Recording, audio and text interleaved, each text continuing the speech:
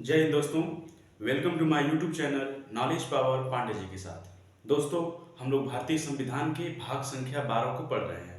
ठीक है, भाग संख्या 12 में क्या है? भाग संख्या 12 में केंद्र और राज्य में जो भी टैक्स वगैरह होता है उस सब कुछ इसके बारे में भाग संख्या 12 में ही है। क्योंकि भाग संख्या 12 का नाम क्या था?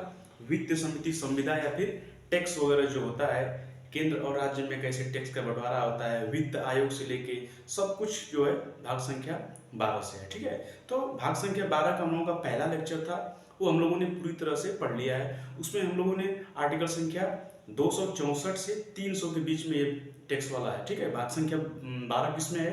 आर्टिकल संख्या 264 से 300 के बीच में भाग संख्या 12 को रखा गया है। ठीक है, तो हम लोगों ने मैक्सिमम चीज़ों को पढ़ लिया है पहला लेक्चर में। और हम लोगों का ये दूसरा लेक्चर है, ये थोड़ा सा बचा है भाग संख्या 12 का, उसको आज हम लोग कवर करेंगे।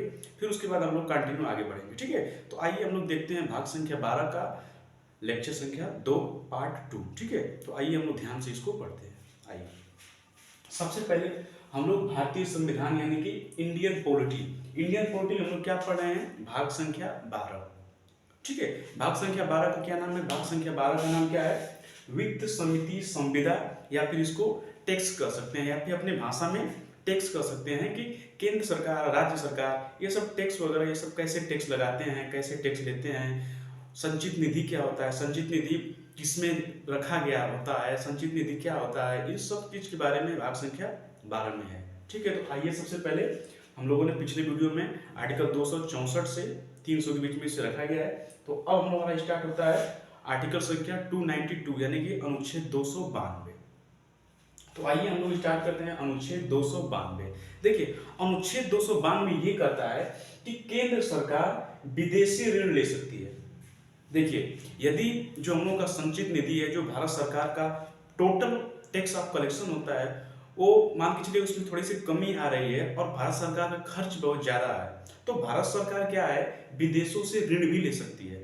ठीक है, विदेश से ऋण लेती है, फिर ऋण के माध्यम से वो अपना काम करती है, फिर उसका इंटरेस्ट के साथ उसको फिर वापस लौटाती है। ठीक है, तो आर्टिकल संख्या 292 ये कहता है कि केंद्र सरकार विदेशी ऋण ले सकती है जो भारत के संचित निधि पे भारित होता है। ठीक है, भारत सरकार के संचित निधि पे भारित होता है, मतलब लोड किस पे होता है? भारत के संचित निधि पे भी लोड होता है, मतलब उसी के बेस पे वो अपना लोन लेगी और फिर संचित निधि से ही उसका लोन का भरेगी, उसको इंटरेस्ट सहित देती। यानी कहने का मतलब कि जो अगर विदेशी ऋण भारत सरकार ले रही है, तो विदेशी ऋण का जो लोड होता है वो भारित किस पे होता है? संचित निधि पे ही होता है। ठीक है, संचित निधि पे ही वो भारित होता है, यानी कि उसका लोड वगैरह संचित निधि पे ही होता है। सरकार, देखिए ये क्या होता है कि सरकार बदल जाती है, फिर भी जो लोन रहता है वो रहता है, तो नई जो भारत सरकार आती है, नया प्रधानमंत्री जो आता है, तो लोन को चुकता करता है, यानी कि पूरा करता है। ठीक है, तो ये चलता रहता है, चाहे सरकार बदल रही है चाहे सरकार नहीं बदल रही है।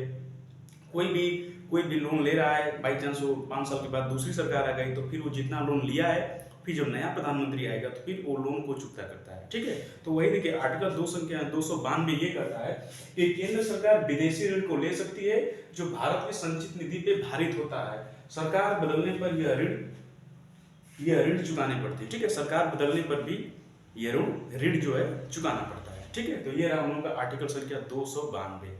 अब हम लोग आते हैं आर्टिकल संख्या 293। देखिए, 293 ये कहता है कि केंद्र सरकार तो विदेश से ऋण वो तो लेबे करेगी, लेकिन केंद्र सरकार के अलावा यदि राज्य सरकार का राजस्व में कमी आती है और खर्च बहुत ज्यादा है, तो राज्य सरकार भी विदेश से ऋण ले सकती है। लेकिन राज्य सरकार को विदेश से ऋण लेने के लिए केंद्र सरकार से परमिशन लेना पड़ता है।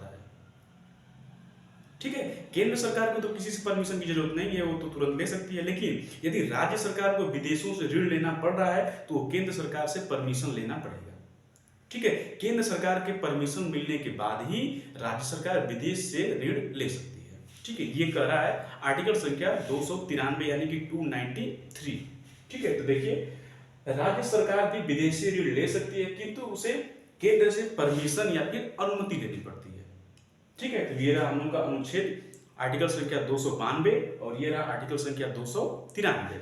और हम लोग आते हैं, देखिए क्या होता है ना कि जो हम लोगों को देखिए आर्टिकल तो बहुत सारे होते हैं, पूरे पढ़ते पढ़ते लगभग पौने 500 के लगभग पौने 462 आर्टिकल है, लेकिन हम लोगों को जो पढ़ना वही है जो हमारे एग्जाम में आएगा, जो हमारे लिए जरूरी है। ठीक है, तो उसी को हम लोग पढ़ेंगे। फालतू चीज पढ़ने से कोई मतलब उसका निकलता नहीं है। ठीक है, तो हम लोग जो हम लोगों के लिए जरूरी है उसी को हम लोग को पढ़ना है। ठीक है, तो आर्टिकल संख्या 293 के बाद 94, 95, 96 ये सब कोई मतलब नहीं है पढ़ने का। ये सब राज्य सरकार से ही रिलेटेड है, यानी कि आप इसी अनुच्छेद से ही रिलेटेड होता है। ठीक है, तो आइए हम लोग अब चलते हैं आर्टिकल संख्या 297। देखिए 297 क्या कहता है, देखिए 297 ये कहता है कि भारत के क्षेत्र या जमीन से निकलने वाली मूल्यवान वस्तुएं। देखिए भारत का क्षेत्र यानी भारत का जितना भी क्षेत्रफल है, पूरा 28 राज्य और 8 केंद्र शासित प्रदेश, जितना क्षेत्र है वहां कहीं पे भी यदि कोई भी धातु, ठीक है, कोई भी खनिज यदि मिल रहा है तो उस पर किसका अधिकार होगा, केंद्र सरकार का अधिकार होगा। जैसे सोना, चांदी, हीरा, पेट्रोलियम, कोयला, ये जहां भी मिलेगा उस पर किसका हक होगा, यानी किसका अधिकार होगा, केंद्र सरकार का अधिकार होगा। ठीक है, तो ये इसमें अनुच्छेद 297 यही कहता है कि भारत के क्षेत्र या जमीन से मिलने वाली मूल्यवान वस्तुएं जैसे सोना, पेट्रोलियम इत्यादि पर केंद्र सरकार का अधिकार होता है, किंतु भूमि से गैर कानूनी वस्तु या खतरनाक वस्तु व्यक्ति का होगा। ठीक है, लेकिन किसी के भूमि पर, किसी की जमीन पे यदि कोई हथियार वगैरह लिया है तो उस पर वो व्यक्ति का अधिकार होता है। ठीक है, उस पर तो गवर्नमेंट वगैरह तो हथियार वगैरह तो कोई रखती नहीं है। जैसे एग्जाम्पल में हथियार हुआ, शराब हुआ, विदेशी मुद्रा हुआ, ये सब क्या होता है, किसी पर्सनल व्यक्ति का होता है, क्योंकि वो अपने घर में सब छिपा के रखता है। ठीक है, तो ये इसमें कहने का मतलब ये है कि मूल्यवान वस्तु यदि कोयला, पेट्रोलियम, सोना, चांदी ये किसी कहीं भी मिल रहा है तो उस पर अधिकार किसका रहेगा, केंद्र सरकार का होगा। और यदि कोई हथियार, ठीक है, कोई हथियार, कोई विदेशी मुद्रा या फिर कोई काला धन वगैरह रखा है तो उस पर उस व्यक्ति का अधिकार होता है, लेकिन गवर्नमेंट उसको पे कब्जा कर लेती है, उसको अवैध तरीके से उसको जब्त कर लेती है। ठीक है, तो ये रहा हम लोग का आर्टिकल संख्या 297। अब हम लोग आते हैं, देखिए इसमें फिर एक नोट बताया गया है कि देखिए वित्त आयोग का कार्य क्या होता है, केंद्र और राज्य में कर का टैक्स का बंटवारा करना, यानी कि किस राज्य को कितने कर की आवश्यकता है ये राष्ट्रपति को बताएगा, तो राष्ट्रपति केंद्र को बताएंगे कि हाँ इस राज्य को इतना टैक्स की जरूरत है, उसको उतना टैक्स दीजिए। हालांकि अभी इस टाइम 42% के लगभग 42% था, अब तो मान लीजिए 48% हो गया है, 48% राज्यों को कर जाता है। ठीक है, लेकिन कुछ विशेष राज्य होते हैं, कुछ विशेष राज्यों के लिए विशेष प्रावधान किया जाता है। ठीक है, विशेष राज्य के लिए विशेष प्रावधान, यानी कि उनको कम से कम 80% तक उसको वापस लौटा दिया जाता है। जो भी जीएसटी वगैरह सब होता है तो लगभग 80% तक लौटा दिया जाता है विशेष राज्य के लिए। ठीक है, जहाँ पे प्राकृतिक आपदाएं बहुत ज्यादा आती हो, कोई अंतर्राष्ट्रीय सीमा से वो संलग्न हो, लगा हुआ हो, वहां पे उसे हम लोग क्या कहते हैं, कोई विदेशी राज्य का दर्जा दे दिया जाता है। ठीक है, उससे हम लोग उसको क्या होता है कि 80% वगैरह लौटा दिया जाता है और उसके लिए कुछ विशेष प्रावधान होता है। ठीक है, तो वित्त आयोग तथा अंतरराज्यीय परिषद, देखिए वित्त आयोग तो समझ गए, अंतरराज्यीय परिषद, अंतरराज्यीय परिषद का मतलब ये होता है कि केंद्र और राज्य में यदि कोई विवाद हो जाता है तो उसके लिए एक आयोग गठित किया जाता है, अंतरराज्यीय परिषद के का एक गठन किया जाता है। ठीक है, तो वही से बताया गया है कि वित्त आयोग या अंतरराष्ट्रीय परिषद के अध्यक्षों की नियुक्ति कौन करेगा, वित्त आयोग या फिर अंतर्राज्यीय परिषद के अध्यक्षों की नियुक्ति प्रधानमंत्री के सलाह पे राष्ट्रपति करते हैं। ठीक है, करेंगे राष्ट्रपति, लेकिन कहेगा कौन, प्रधानमंत्री के सलाह पे राष्ट्रपति करते हैं। ठीक है, तो ये रहा वित्त आयोग तथा अंतर्राज्यीय परिषद के अध्यक्षों की नियुक्ति पीएम के सलाह पे राष्ट्रपति करते हैं।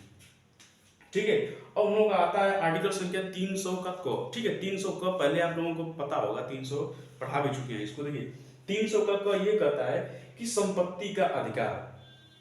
ठीक है, संपत्ति का अधिकार, ये पहले मूल अधिकार में था, लेकिन इसको हटा के कानूनी अधिकार बना दिया गया है 300 के क में।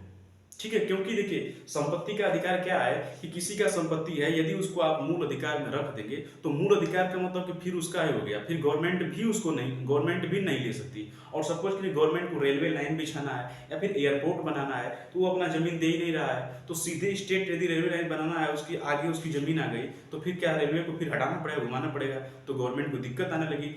उसी प्रकार से इसकी वजह से संपत्ति के अधिकार को मूल अधिकार से हटा करके 300 क में रख गया है। ठीक है, 300 के क में रखा गया है, मतलब कि इसका कानूनी अधिकार बनाया गया है। यानी कि कानूनी अधिकार का मतलब कि आपका संपत्ति कोई दूसरा नहीं ले सकता है, लेकिन गवर्नमेंट चाहे तो ले सकती है। ठीक है, ये रहा। तो संपत्ति का अधिकार किसमें है? अनुच्छेद 300 का इसमें देखिए क्या है, जो अभी कानूनी या विधिक अधिकार हो गया, ये संपत्ति का अधिकार पहले मूल अधिकार था लेकिन अब कानूनी अधिकार हो चुका है। ठीक है, कानूनी अधिकार को जनता नहीं छीन सकती है किंतु सरकार छीन सकती है। ठीक है, तो ये रहा हम लोगों का कानूनी अधिकार, ये रहा हम लोगों का भाग संख्या 12। भाग संख्या 12 में टैक्स से रिलेटेड है, टैक्स को कैसे लिया जाता है, संचित निधि क्या होती है, टैक्स को लेने से पहले संसद में पारित कराना पड़ता है, यदि गवर्नमेंट को टैक्स लगाना होगा तो संसद में लगाएगी, अपने मन से ही नहीं लगा देगी। तो जो भी तमाम प्रकार के टैक्स से रिलेटेड सब कुछ है वो संख्या भाग संख्या 12 को है, 12 में दिया गया है, जो हम लोगों ने पूरी तरह से पढ़ लिया है। ठीक है, अब हम लोग का भाग संख्या 13 स्टार्ट होगा कल से। तो यदि कहीं भी आप लोगों को कोई दिक्कत आ रहा है तो कमेंट करके जरूर बताइए, जहां आपको नहीं समझ में आ रहा है कमेंट करके बताइए। ठीक है, तो मिलते हैं हम लोग नेक्स्ट वीडियो में। इसको अच्छे से आप लोग पढ़िए, स्क्रीनशॉट ले लीजिए। तो ठीक है, मिलते हैं हम लोग नेक्स्ट वीडियो में। जय हिंद।